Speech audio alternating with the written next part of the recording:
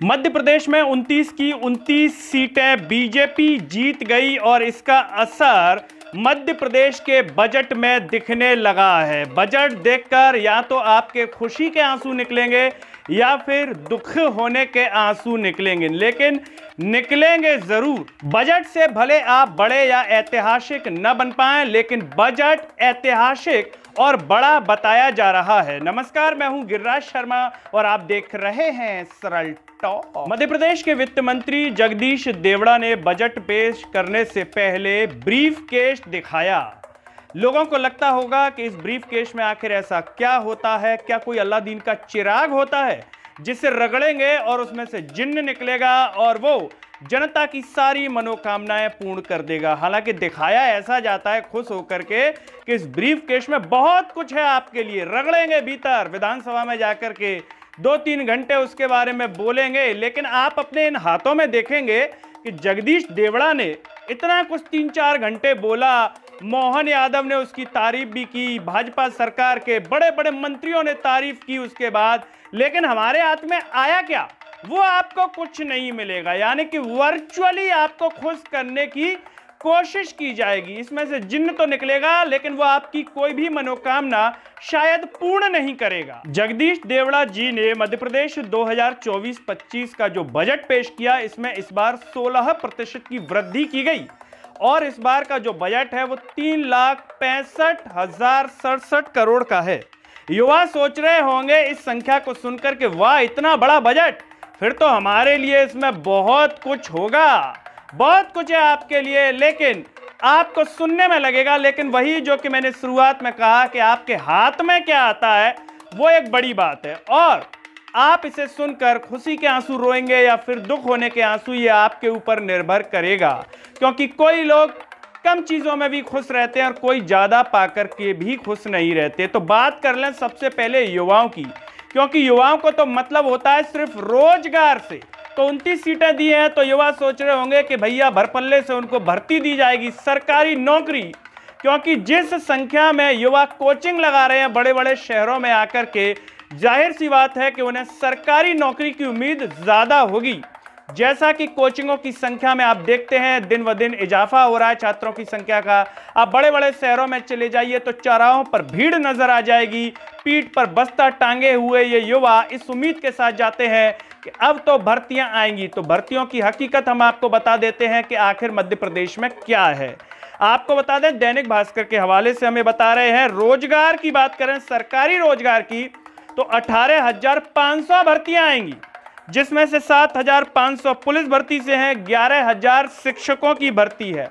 अब इसमें यह नहीं पता जो पहले हो गई हैं वही है, उसी को दिखाएंगे, क्योंकि अभी पूरी तो हुई नहीं है पुलिस भर्ती, या फिर आगे नहीं होगी। ये भी अपने आप में एक पेच वाला विषय है। तो अब आप कहेंगे कि भाई सरकार तो लाखों भर्तियों की बात कर रही है, ये तो मात्र 18,000 के लगभग हो पाई हैं। और कहाँ है?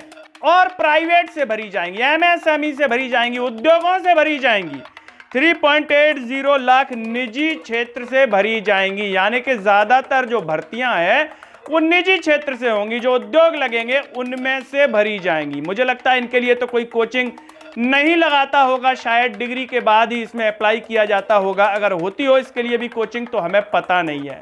अब कुछ युवाओं के मन में सवाल आ रहा होगा कि उद्योग तो कौन से ऐसे उद्योग है भैया जो 3.80 लाख भर्तियां दे दी जाएंगी? तो बता देते हैं, 3 लाख धार के पीएम मित्रा पार्क में कपड़ा उद्योग के जरिए 25,000 करोड़ का निवेश होना है। इससे 1 लाख प्रत्यक्ष और 2 लाख अप्रत्यक्ष रोजगार मिलेंगे। इसी से भर दिए इतने। दो परियोजना से मेक इन इंडिया और मेक फॉर द वर्ल्ड की ओर कदम बढ़ेंगे। इसी में से मिल जाएंगे लगभग 3 लाख। तो 26,000 उज्जैन में मार्च में हुई पहली रीजनल इंडस्ट्री कॉन्क्लेव में आए 12,170 करोड़ के निवेश से भरी जाएंगी। इससे आपको अंदाजा लग गया होगा कि कहां से भरेंगी। हालांकि ये आने वाला समय बताएगा कि इतनी भी भर पाएंगी क्या या फिर नहीं भर पाएंगी, क्योंकि कागजों में तो सब कुछ बढ़िया होता है, बस जीवन में बढ़िया नहीं हो पाता है। ऐसे में बड़ा सवाल यही है, क्या अब युवाओं को आने वाले समय में सरकारी भर्ती की तैयारी करनी चाहिए क्या, या फिर पहले से ही अपने मन को प्रिपेयर कर लेना चाहिए कि हमें तो निजी क्षेत्र में जाना है या हमें अपना किसी भी प्रकार का प्राइवेट काम चालू कर देना चाहिए, क्योंकि सरकार की मंशा तो यही दिखा रही है।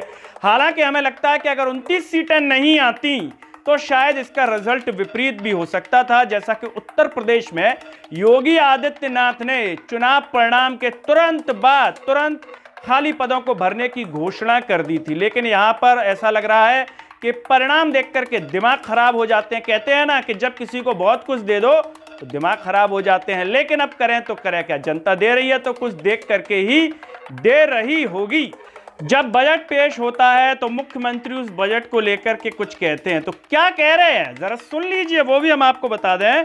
मुख्यमंत्री कह रहे हैं कि हमारा बजट विकसित भारत, विकसित मध्य प्रदेश पर केंद्रित है। इस बजट में कोई कर नहीं बढ़ाया गया है, कोई टैक्स नहीं बढ़ाया गया। उन्होंने कहा कि चिकित्सा, शिक्षा, पर्यटन सहित हमने प्रत्येक क्षेत्र में इस बजट के माध्यम से पर्याप्त धनराशि देने का पूरा प्रयास किया। युवाओं के लिए प्रशिक्षण के भी कार्यक्रम सरकार द्वारा प्रारंभ किए जाएंगे। फ्यूचर टेंस का इस्तेमाल हुआ है। बजट में विशेषकर युवा, गरीब, महिला, किसान का ध्यान रखा गया है।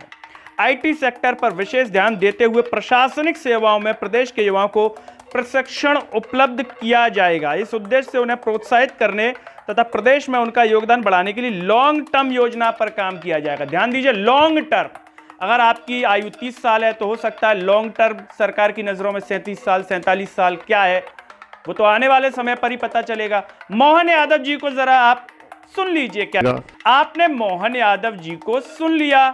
अब इसके बाद भाजपा के ज्योतिरादित्य सिंधिया क्या कह रहे हैं। उनका नगर आगमन हुआ तो नगर आगमन पर बजट पर पूछा गया तो ज्योतिरादित्य सिंधिया कह रहे हैं मध्य प्रदेश का बजट प्रगतिशील है, विकासशील बजट है, सभी क्षेत्रों में प्राथमिकता दी गई है, हर विभाग के बजट में बढ़ोतरी की गई है, प्रदेश की जनता का विकास सुनिश्चित होगा, युवा का विकास सुनिश्चित होगा। ये ज्योतिरादित्य सिंधिया कह रहे हैं, जरा सुन लीजिए आपने।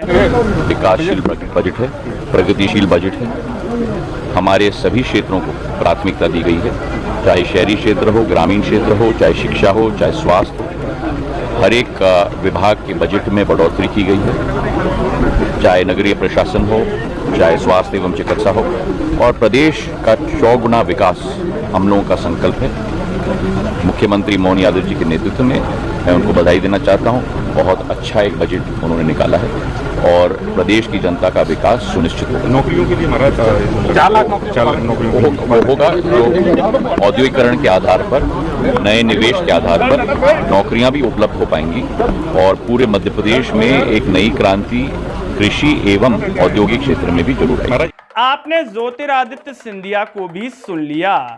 अब इन सबको सुनने के बाद आपका दिल क्या कहता है? क्या मध्य प्रदेश में सब बढ़िया होगा? बजट पेश हो गया है, धनराशि की जो है एकदम बाढ़ बहा दी गई है बजट में जगदीश देवड़ा के द्वारा, और मोहन यादव सरकार का पहला बजट है, ऐतिहासिक बजट है और इतिहास का सबसे बड़ा बजट बताया जा रहा है। जब इतिहास का इतना बड़ा बजट है तो फिर तो युवाओं का और प्रदेश की जनता का भला हो जाना चाहिए, खुशी की लहर दौड़ जानी चाहिए इस बजट के बाद। लेकिन आप देखिए आश्चर्य की बात कि विपक्ष का भी कम से कम रोजगार के संदर्भ में हमें कोई बड़ी बात नजर नहीं आई।